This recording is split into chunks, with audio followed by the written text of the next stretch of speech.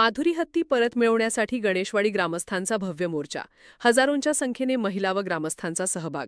नांदणी येथील स्वस्ती श्री जिनसेन भट्टाचार्य मठातील माधुरी हत्तीला मुकेश अंबानी यांच्या मालकीच्या गुजरात येथील वनतारा अभयारण्यामध्ये घेऊन जाण्यात आले। याचा निषेध करण्यासाठी आज गणेशवाडी गावामध्ये हजारो नागरिक रस्त्यावर उतरून निषेध मोर्चा काढला।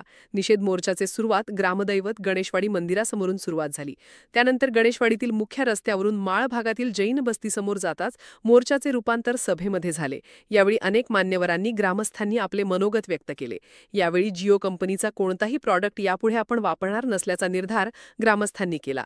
तसेच पेटा या संस्थेने खोटा अहवाल सादर केल्यामुळे सुप्रीम कोर्टाने माधुरी हत्तीचा ताबा हा मुकेश अंबानींच्या वनतारा अभयारण्यास दिला। त्यामुळे पेटा या संस्थेचा देखील ग्रामस्थांनी यावेळी निषेध केला।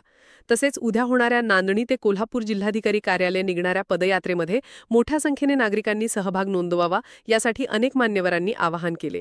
यावेळी ग्रामस्थांनी घोषणा देत गणेशवाडी परिसर दणाणून सोडला। यामध्ये एवढी माणसे कशाला अंबानीच्या मातीला, तसेच अंबानींचा धिक्कार असो, हत्ती आमच्या मठाचा नाही कुणाच्या बापाचा या घोषणांनी गणेशवाडी परिसर दणाणून सोडला।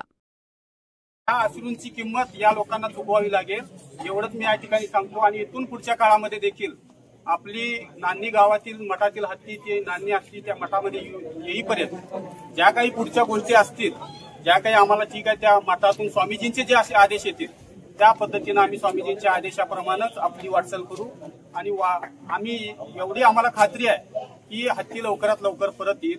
काल झालेल्या बैठकीमधला जो काही सारांश असेल ते स्वामीजींनी परत त्याच्यावर प्रतिक्रिया दिली आणि त्या प्रतिक्रियेनंतर स्वामीजींनी सांगितलं की शांतता आणि कायदेशीर प्रक्रियेतून आपण पुढे जायचं आहे असं सांगितलंय।